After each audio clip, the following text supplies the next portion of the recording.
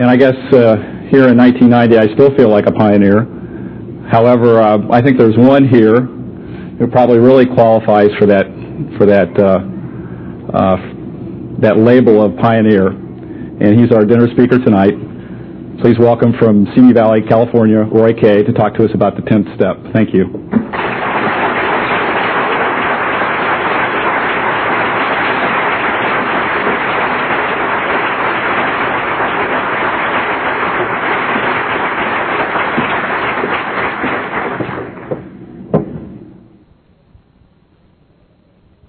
Roy, and I'm a sex drunk. We're going to try something new with microphones. So if you don't hear, it's not their fault, it's mine. But we're going to start on this mic and just play it by ear. I'm real glad to be here tonight, especially in a very unique setting where we have the S-Anons and the essays together. I'd like to start by, before I forget it, to send greetings from Nan, the manager of our central office, and from Pat and Helen, who help her. We now have 3 employees in the central office. So I just, if I ever forget what this woman has done for my life, namely saved it, I hope I never do forget.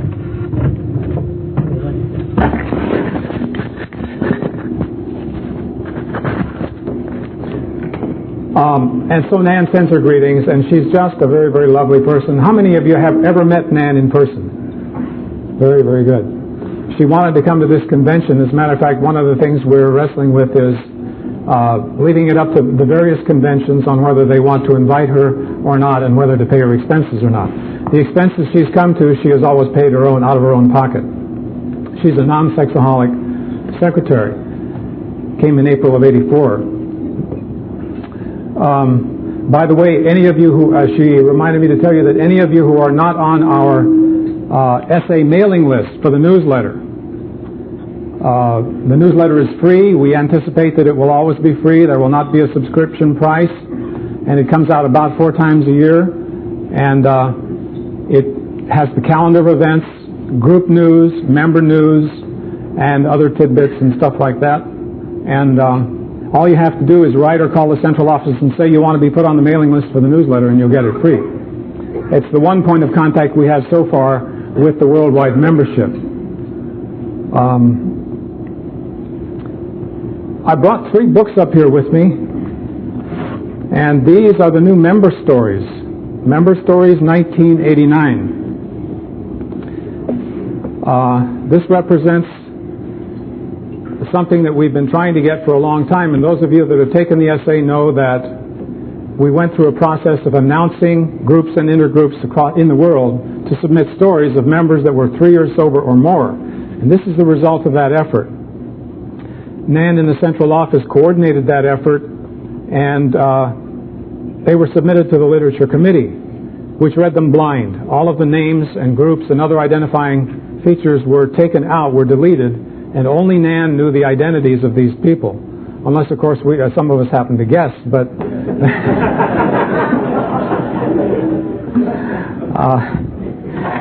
I didn't recognize most of them.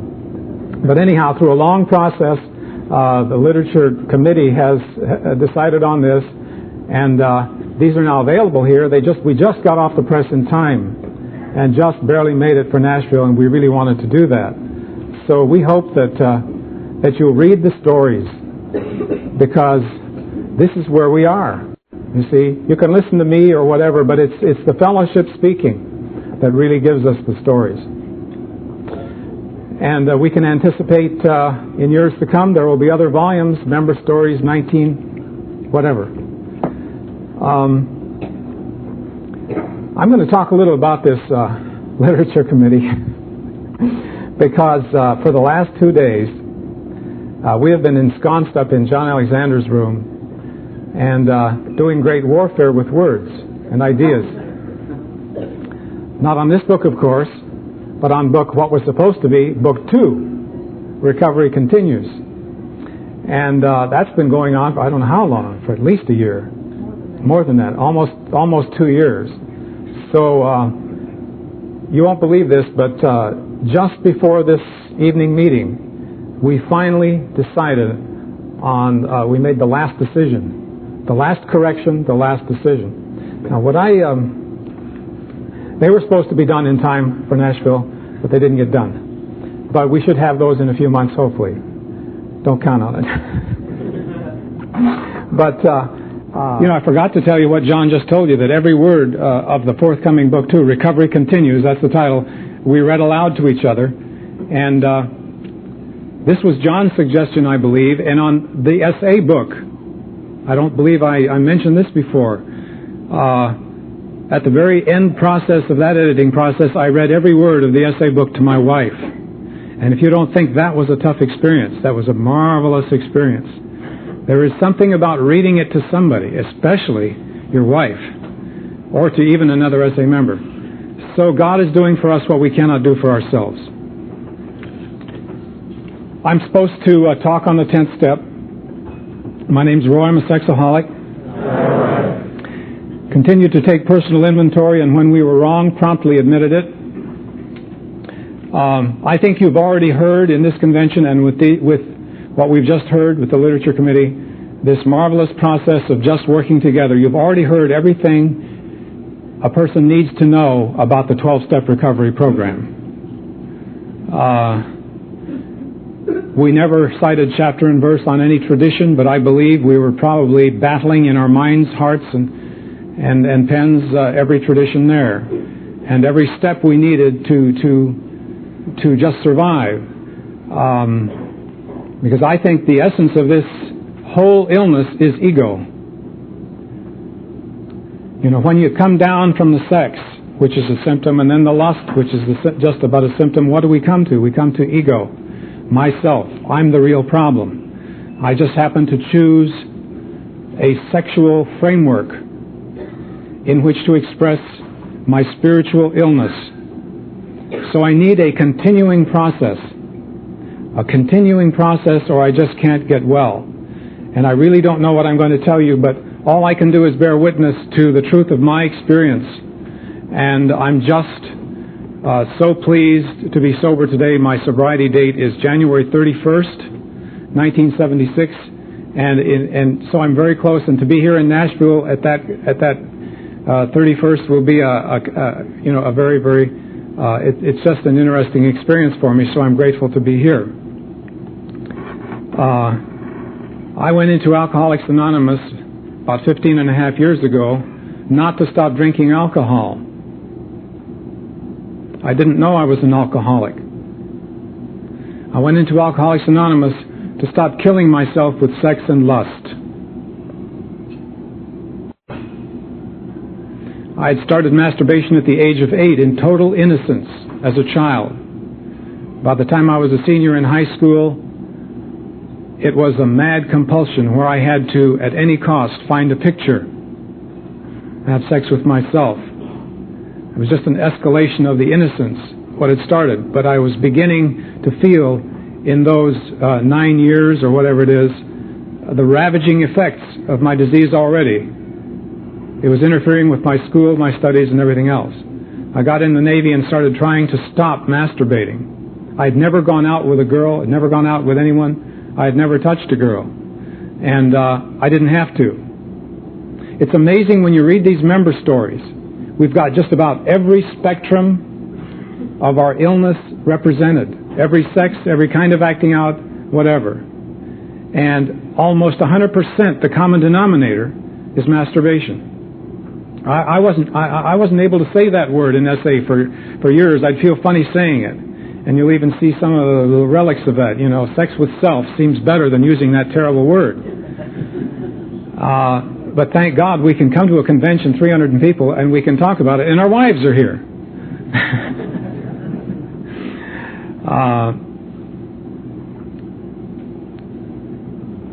I'm glad the S-Anons are here. I'm a little puzzled. I don't know how to talk to a mixed meeting because I'm a sex drunk. I have so far resisted the temptation to prepare anything in my talks, although I often do, but I've never used it. And all I have to offer is where I am today. And where I am today is exhausted, but in great joy and victory. You just cannot believe the victory of my being able to relate intimately with people who are taking my writing apart.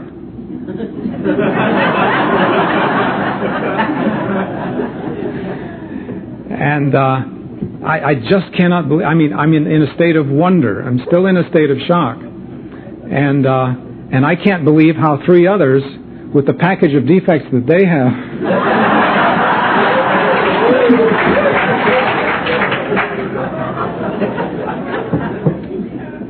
that's Jean's word, package of defects. She applied that to me first. That was one of her incomplete sentences. Roy, with your package of defects.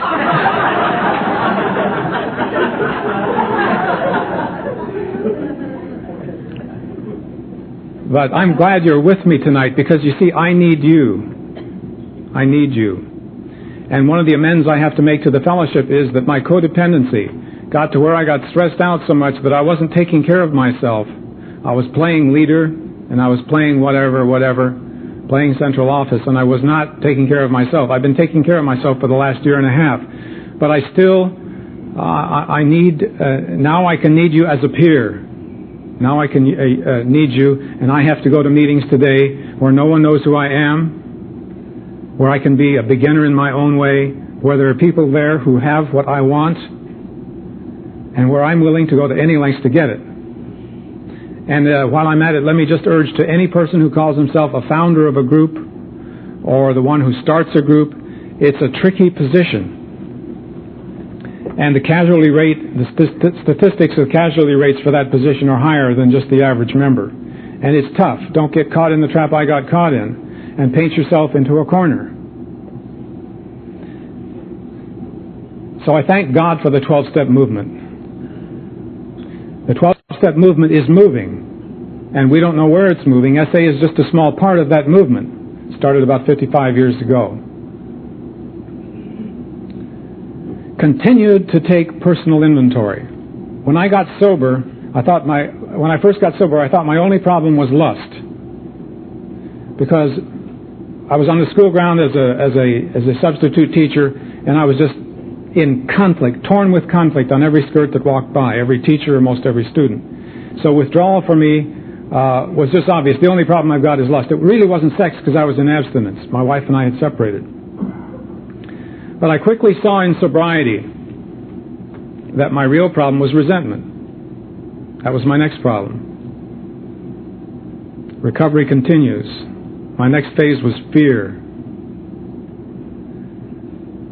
Today I see the misdependency. I don't like the word codependency. I like the word misdependency. Because I am misdependent within myself. I don't need a to be dependent with. I'm a misdependent person within my own self. It's just part of my illness.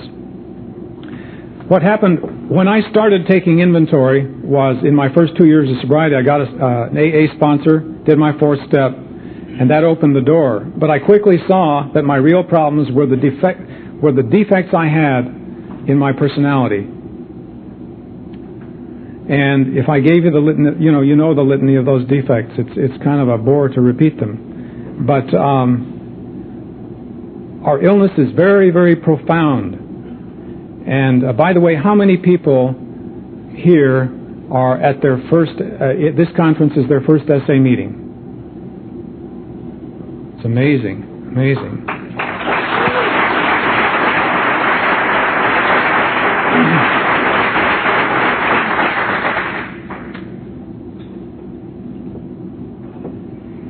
I don't have to ask the question how many of us are having trouble maintaining sobriety, because probably half the hands in this room would go up. And that's because we've got something that's very, very tough.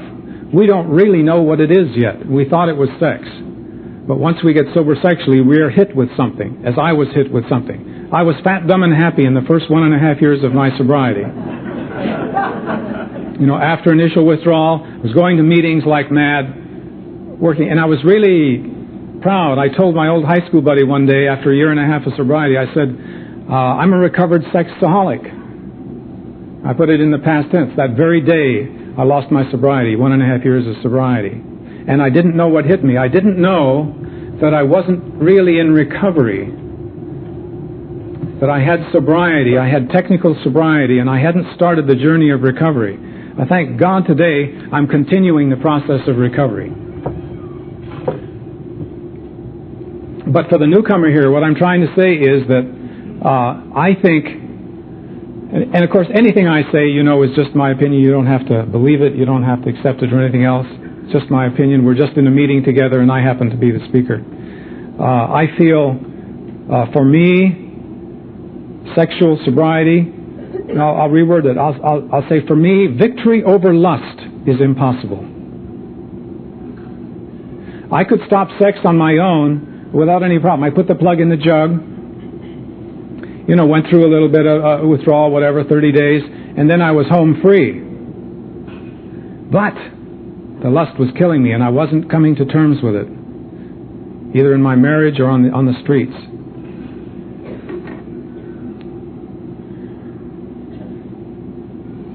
I'm going to do something I've never done because I want to communicate to the newcomer and to some of us the profound nature of what lust really is. And I haven't plumbed that at all, but I'd like to share with you the last thing I wrote on lust. If you remember, the very first thing I wrote on lust was that little bit of verse in the book, Lust Kills. That was written probably in 1978 or 1979, maybe earlier. Because in AA, I was impressed with the fact that to drink is to die. I also stopped drinking, by the way, and using tranquilizers. But I said with myself, with no other 12-step experience, the only experience I had was AA, I said, I know that for me, somehow, I don't know what it is, but what I'm doing can kill me. And I wasn't thinking of physical death. There was no AIDS scare then. Nobody had heard of AIDS. 1976. And I just intuitively knew that it was death. Well, what is lust? What is lust that makes continuing inventory about my character defects absolutely necessary? Let me share this. This was written as a letter to an SA member. And it's not my usual style of writing. I kind of cast it in kind of a very brief thing, and it turned out to be blank verse or whatever you call it. I don't know. But it has to do with the anatomy of a look. And I think I'd just like to read it to you. If I do nothing else, I want to leave you with hope tonight. But before we can do that, I've got to really kind of, I think we have to once in a while get serious about the true nature of our illness. And that perhaps is our true calling in SA, to call attention and get victory over the true nature of our illness. This is only my story. What I'm going to read to you is my own experience. And it comes out of wrestling with lust in my life. And by the way, if I forget it, my mind isn't very sharp today. If I forget it, to tell you, my lust is better than it has ever been in my life. I went to school last semester, took 4 courses, and was with all kinds of college girls and everything in class. One was acting, where you do everything with people. I mean, you get on the floor and you play games and everything else. And it was a marvelous experience to feel the freedom from temptation, to know that there it is, there she is. But I don't feel that inner intensity. I know I'm a lust drunk, and I know that I can take that drink and get drunk just without even batting an eyelash. But it's better. But I want to read to you, this is my analysis of my experience on over the years, how I've come to see a new look at lust. And just take it for what it is. I don't know how this is going to come out.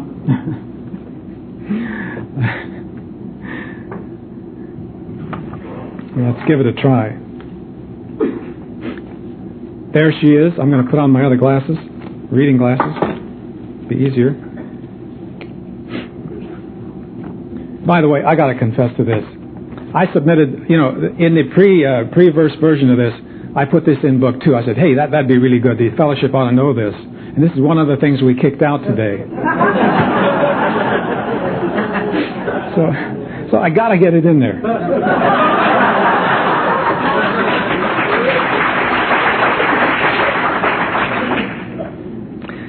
There she is over there, that image in the corner of my eye, light rays impinging on the retina of my peripheral vision, rays coming in, neutral, passive, innocent, brain processing the data as a computer, man, the benign machine. Then the image moves closer and more data is processed. The computer sets a flag, trigger material, recognition. Now I, the practicing luster, face a moral predicament, decision to drink or not to drink. Suddenly I'm a spiritual creature with a higher will using the computer, man the autonomous being. I choose to drink. Not just look, drink. Only the lustaholic knows the difference. What is the drink? Instead of light rays coming in passively and registering a neutral image, something is now going out of me. Theft, a taking, a plundering against the knowledge and will of the other person. And lightning fast. Lust is always an act of violence. Rebellion, demand, I want, I must have. I must have or I'll die. So I take and get. It's free and secret. No one knows or will ever know. I don't even acknowledge it to myself. The perfect steal. Man knowing good and evil on the same order as man being God. But it's an act against the woman or man, yes, but there's something in me I have to transgress. Something in me I must turn against, the light inside God. What else can it be? Lust proves there's a conscience and knowledge of good and evil in God. The tree of death is within me. I choose to eat of that forbidden tree whose mortal taste brings death into the world and all our woe. An act of defiant will against the light, I take it and shut God out. Isolation, separation, escaping inward, getting lost inside myself.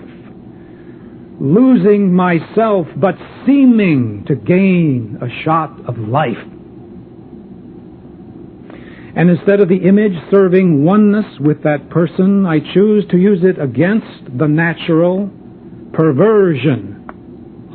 Greedily I ingest and possess and am possessed.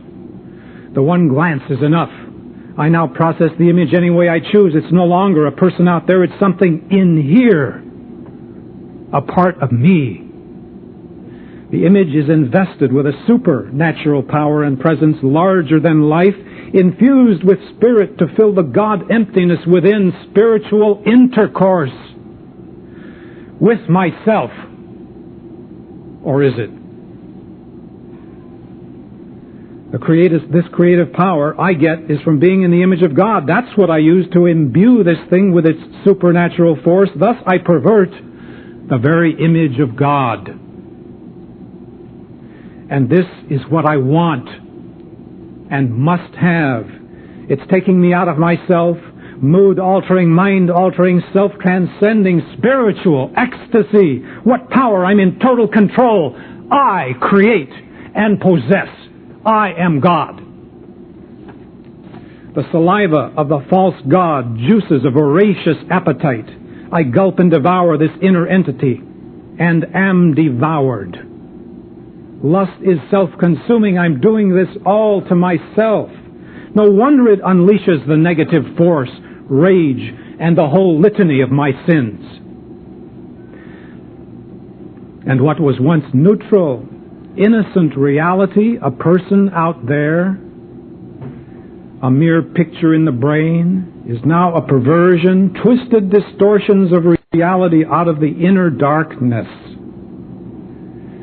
I, the destroyer at work, I now the god of my own life, creating my goddess of desire in my own lust image. False worship, idols out of the id. And I have what I truly want. My own God, me, the giver of life to me. But to what end? Death. Yes, that one look, shutting out the light and love of God and man and woman, blinding me to the truth about myself. For to see that truth would be to fall down and cry, God be merciful to me, the sinner.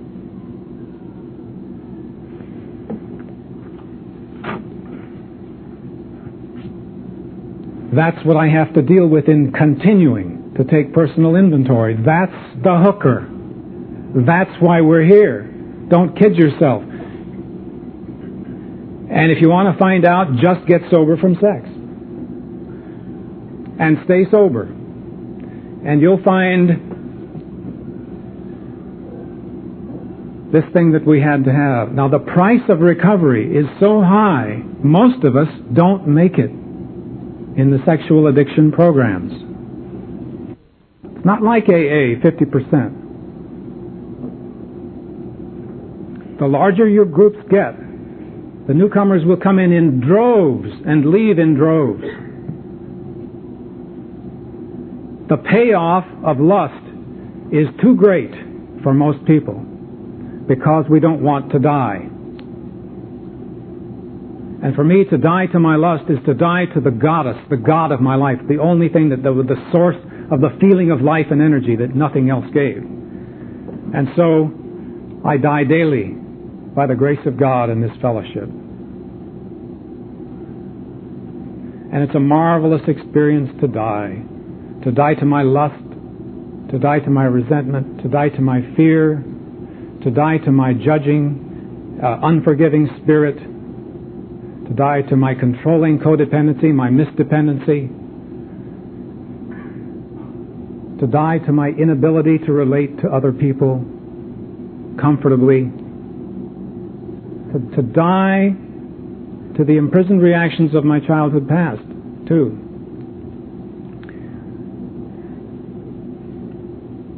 So the surrender of the first 3 steps and working steps 4 through 9 brings us to 10. All I can tell you is the greatest single action item that has kept me sober and increasing victory over lust is the 10th step. When I was wrong, promptly admitted it. And very seldom was it prompt.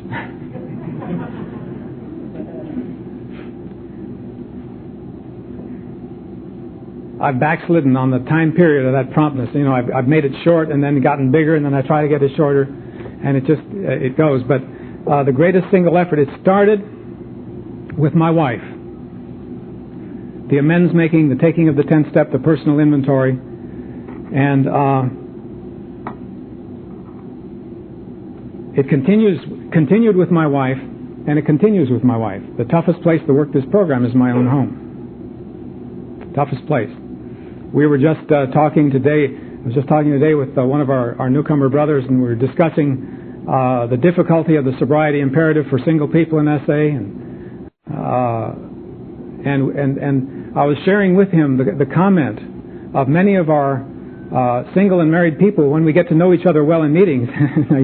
Single people are going to kill me here, but many of us feel that sometimes it's harder to be single in this, to be married in this program than it is to be single.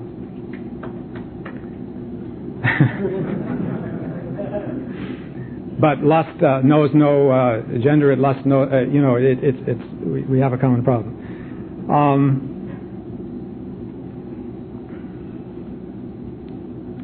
Continued to take.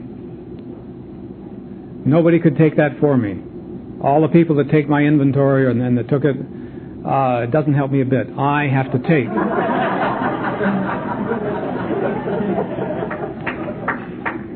And we do take each other. Let's face it, we just do take each other's inventories. I mean, we've been doing this for 3 days, just in the 4 of us. And it's okay. We just do the best we can. Personal inventory. Now, I think the toughest part of our program is this word personal. That it has to go to the same level our lust does. That's why I read you this piece. The personal inventory. Can't just rest in externals. We'll never make it. It's got to go to the same level that our lust is coming from, and that's tough. I can't do it. I'm telling you today, I do not have any power, any strength, any resource in myself to have progressive victory over lust and sex. And whatever, all these other litany of my defects. I don't have it. I can see them myself. I can't get it. And that's the mystery of this program. That God is doing for me and for us what we cannot do for ourselves. I cannot but I'm doing it. That's the paradox of the kingdom of God in our midst. And it's a marvelous kingdom. I don't understand it. We don't understand it, but we're on this journey. Continue to take personal inventory. And when we were wrong, oh boy, promptly admitted it.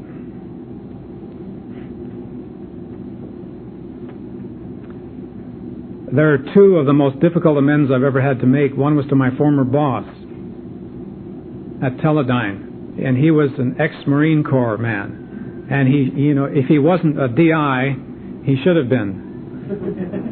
Because to work for that man, my impression at the time was that, after a couple of years of working for this man, my impression was that you might as well hand him your testicles so he could put them in his front drawer and just forget about them, because you were going to be a eunuch from that day on.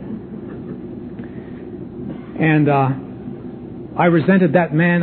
The volcano, you hear me talk about the volcano of resentment bursting when I get sober from sex. Well, this was one of the targets. And I never harmed that guy, but I just resented him so terribly that years into sexual sobriety, after I'd been out of that company for years, that memory would keep flitting back. I'd say, why does this keep coming back? Just push it down. Real easy to push down.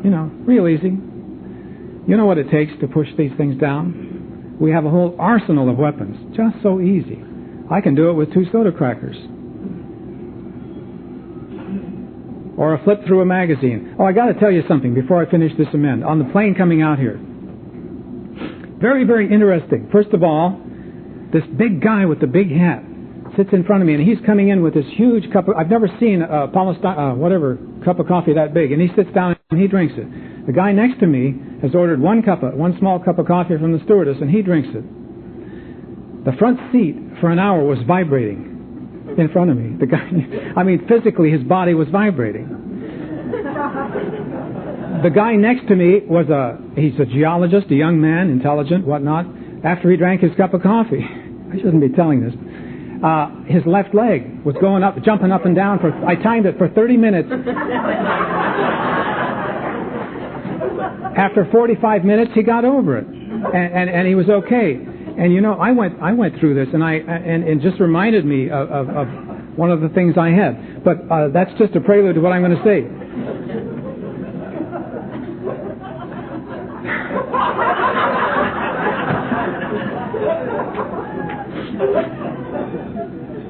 The lady behind me to my left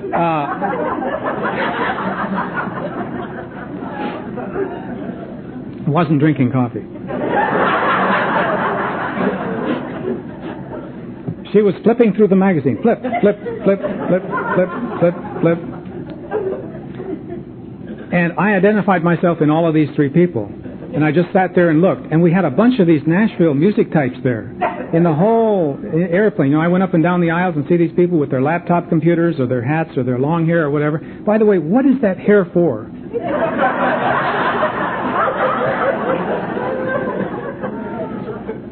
Anyhow, I want to tell you something about this lady with the magazine. It's very important about my lust. And maybe I'll close with this. I don't know, because, I don't want to keep you too long. Very, very, very important. You know the deal about resentments and amends and all that. I want to share what I'm current with.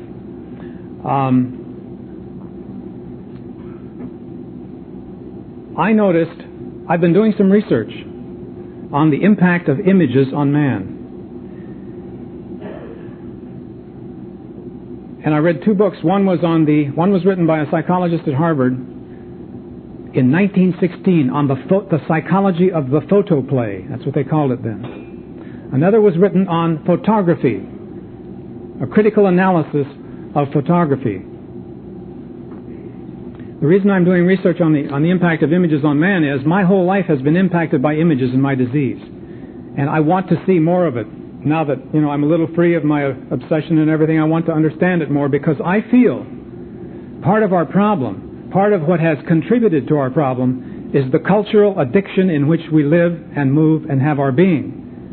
And one of the main sources of that cultural addiction is the role of images in modern society. Okay, the camera was invented in 1838 by Daguerre and Talbot, one in France and one in England. By the turn of the century, everyone in America had a box thing you snap and take snapshots. Color photography. Today, you have to understand that in 1838, the only pictures there were engravings that are difficult to make. And the newspapers or magazines or books that had these, a picture was a rare thing. Why is it that when I take a magazine in an airplane, I want to flip through the pictures, or when Time magazine comes to my mailbox, the first thing I'm doing is looking at pictures automatically? Okay, the physiologists tell me that a third of the brain, am I right on that, is the occipital lobes, the part that has to do with vision. Most of the brain is processing visual data, processing and storing visual data. Okay, now the moving picture comes in 1898. Thomas Edison and those people. Within a few years, there were 25,000 Nickelodeons. Nickel places, nickel movie theaters with a lantern. And by 1916, when he wrote the book, there were 125,000 moving picture theater houses. What I'm trying to say is that there was instant recognition for the human race for pictures that were readily available. There was something about us. This says nothing about the content of pictures at all. Nothing about what's being shown. Just the fact that it's a photograph. Now, when you start that photograph moving, watch out. When you add sound, watch out. Because I feel also today we are impacted by the impact of sound on our humankind. Now, I remember I was in church when television came out. And I remember the great battle. John A. could describe this much better than I, where all of these sanctimonious people that said, you don't play bridge or go to movies, and suddenly a television set comes in the house, and instantly the human race is captivated and possessed by something. Here again, irregardless of contact, who's going to fault Ed Sullivan or Jackie Gleason? It never stops. There's nothing we can do about it. But I'm a video addict. I don't have what's in me to control and enjoy this stuff. Maybe I'll be strong enough someday. Today I'm just happy to do without it. And I feel much better. But that's my own private journey. But what I want to say is that the aspect of lust, we just have no concept. If I have time in my life, I'd love to just research this more. But I have to, for me to be comfortable, I have to understand that my life has limits. I'm not a normal person. I'm like someone who's had his legs cut off. I cannot grow new ones. How many believe that? Strange. It's paradoxical. We can't prove it. We don't know. But I just want to end with this. There's a marvelous hope for those of us that fit this description, the anatomy of a look. Marvelous hope. Marvelous hope. Today, I know in my heart the most precious thing I have in my life today is the fact that when I am tempted, I can turn in my heart at that instant and say, I want you to bear this lust for me so I don't have to bear it. I want you to bear this fear so I don't have to bear it. And me, the fearful, lustful person, can be free of that without trying and without going into denial. And that works on everything for me. And it doesn't work unless I work the 12 steps. And the 10th step is the step I have, to my knowledge, worked the most of anything. It's the toughest, but we need that.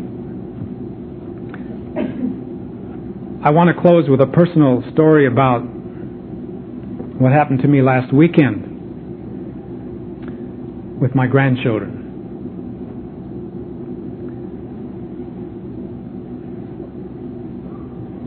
My oldest son's wife wrote me a hate letter several years ago that I was never to talk to her husband or try to get him to go to a 12-step meeting, or if he ever went to a 12-step meeting, never to go with him and never to talk program with it, because I was the source of all of her husband's problems and all of the problems in her home. Any of you heard that before? And you know, she was right in a way, wasn't she? But we know that, we understand. And she has all three of my grandchildren. She bore all three of my grandchildren. So I have been in a very, very tricky situation. If I'm lucky enough to see them, I'm not allowed to have them over to my house or to be alone with them or anything else. And I've lived in fear of this woman. And I've lived in resentment often. And I've had to surrender that again and again and again. And God takes it away, and I'm okay. But I didn't like that situation. It was developing over the years, and I didn't like it. And the kids were getting older. So this Christmas, we had Christmas. Iris and I had Christmas alone and couldn't see the kids. And I just told Iris the next week, I said, let's just go up there. And I had been praying for this woman for months and months and months in my mind, visualizing her, asking God for a forgiving spirit to fill my heart with love. And I didn't get any loving feelings. But I know enough about the program that if I take the action, I don't have to have the feelings. When I take the action, the feeling is probably going to follow. Anyhow, we go up there, and first thing I see in the walk is my son, and the next thing, there she is. And I'm full of fear. This woman has never touched me, but why am I afraid of her? Because she's so controlling. She controls something that's very powerful. As soon as I could, when my hands were free, I went up to her and took her two hands, looked her in the face, and said, "Hi, Kathy." And I thought, "How are you?" And I kept hanging, and she wanted to break loose so fast. I mean, she was doing everything like mad to get away. And she was in torture. I mean, I felt sorry, but I kept hanging on. And finally I let her go because she just couldn't handle it. But my 8-year-old grandson, Nathan, I said, "Nathan, how would you like to go for a walk?" And he said, "I would love to." We haven't asked her permission, and I know she's against it. He said, "I would love to." And so he told his mother, and we just went. We just went. And we went out to the orange groves behind Goleta, down to the old Doty Ranch, and there was an old rusty tractor, one of these great big bulldozer tractors, and we found the date on it, 1942, and we got up on that tractor, and I taught my grandson everything I knew about how that thing worked, and the controls worked, the two clutches and this and that, and he just took to that thing, and he's very bright. And then we saw the old rusted toolbox, grabbed in, and there was a part in it he liked, and we asked the man if he could have it, and he said yes. Then we went back, and we got away from that very tense situation in the home. But when we came back, and as I left to come back to Los Angeles, Kathy came up to me, and she was okay, and she said, "I want you to come back any time you want."